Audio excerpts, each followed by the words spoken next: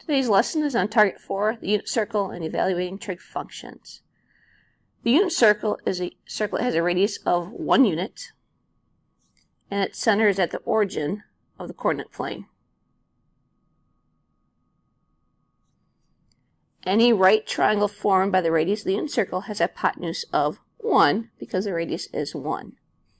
And we're going to discover today that points on the unit circle are related to periodic functions. So I have a unit circle drawn, and we can see my radius is 1, and I have my center here at 0, 0.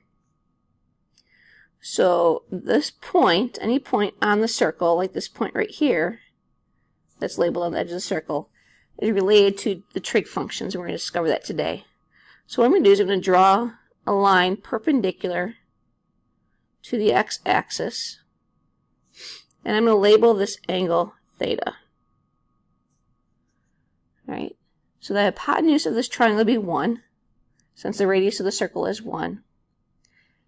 The side across from theta I can label as y, and the side adjacent to theta I can label as x. And then this point right here would be the coordinates x, comma, y.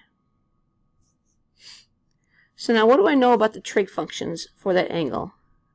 Let's start with cosine.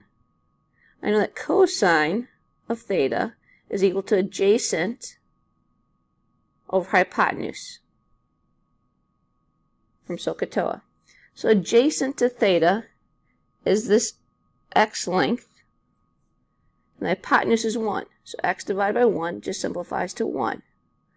So the x coordinate of this point is actually equal to cosine of theta. And then if I do the sine of theta, sine is opposite over hypotenuse, and opposite theta is y, hypotenuse is 1, so the sine of theta is equal to the y coordinate of that point on the circle. And what about tangent of theta? Tangent is opposite over adjacent, so opposite theta is y, adjacent is x, so tangent is equal to y divided by x, or you could think of it as sine of theta divided by cosine of theta, since y is equal to sine of theta and x is equal to cosine of theta. So let's look at some examples. So I want to find the sine, cosine, and tangent of 45 degrees. So I'm going to start by sketching the angle 45 degrees in standard position. So if you recall, standard position means I'm going to start on the positive side of the x-axis. Then I'm going to rotate counterclockwise 45 degrees. So there's my angle of 45 degrees. And then I'm going to draw a line perpendicular to the x-axis, just like I did in the circle above. And I'm going to label my hypotenuse 1. So you can think of this point right here as a point on the unit circle. If I draw the circle around, I've got this point on the circle. In a 45, 45, 90 triangle, if you recall, the sides lengths, if my hypotenuse is 1, these would be 1 divided by root 2, or you can think of it as root 2 over 2.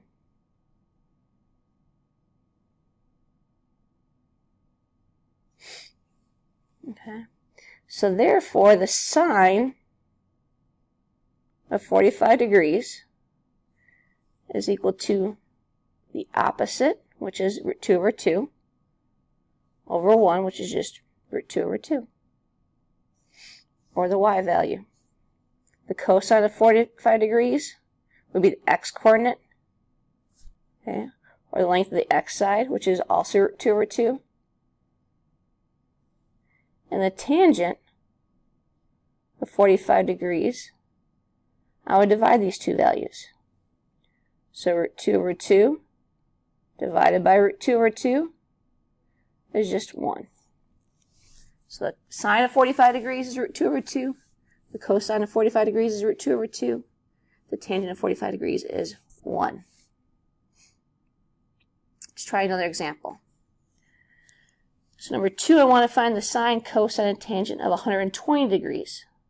So again, I'm going to start by sketching my angle in standard position. So I'm going to start here. There's my initial side.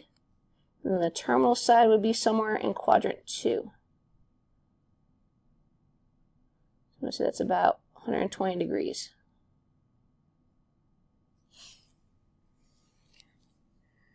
So then I'm going to draw a line perpendicular to the x-axis to create my triangle.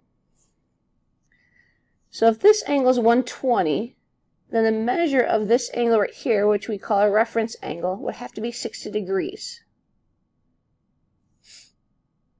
Since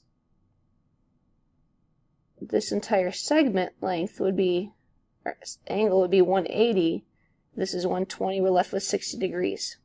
So now I have a 30, 60, 90 right triangle. Again, I'm going to label my hypotenuse 1, which we always label as 1. So my hypotenuse is 1. The side across from the 30 is half that, or 1/2. And the side across the 60 would be root 3 over 2. Now you've got to be careful and make sure you have your signs correct. Since we're in quadrant 2, my x value would be negative, so this is actually going to be a negative 1/2. And my y value would be positive root 3 over 2. So now let's evaluate our trig function. So the sine of 120 degrees would be the angle or the side opposite 60, or the y value, which would be root 3 over 2. The cosine of 120 degrees would be the x side, or adjacent side, which is negative 1/2. And then tangent of 120 degrees, I have to divide opposite over adjacent, so opposite 60, root 3 over 2, divided by negative 1/2.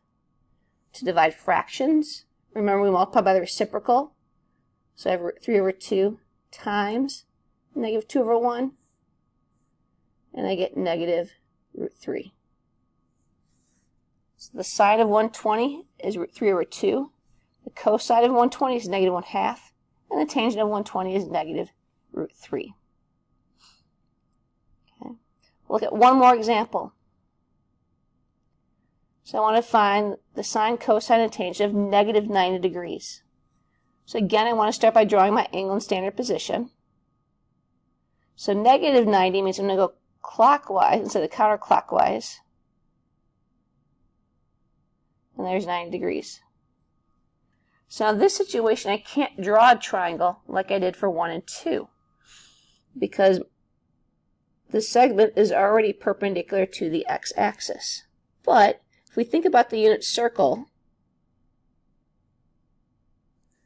and my center is at 0, 0, my radius is 1, that means the coordinates of this point would be the point 0, negative 1. And earlier we talked about how the cosine value, cosine is the x-coordinate. So that means the cosine of negative 90 degrees is equal to 0. The sine of negative 90 degrees is equal to negative 1. And the tangent, running out of room here, the tangent of negative 90 degrees is y over x, and negative 1 divided by 0, which if you recall we can't divide by 0, so the tangent of negative 90 degrees is undefined.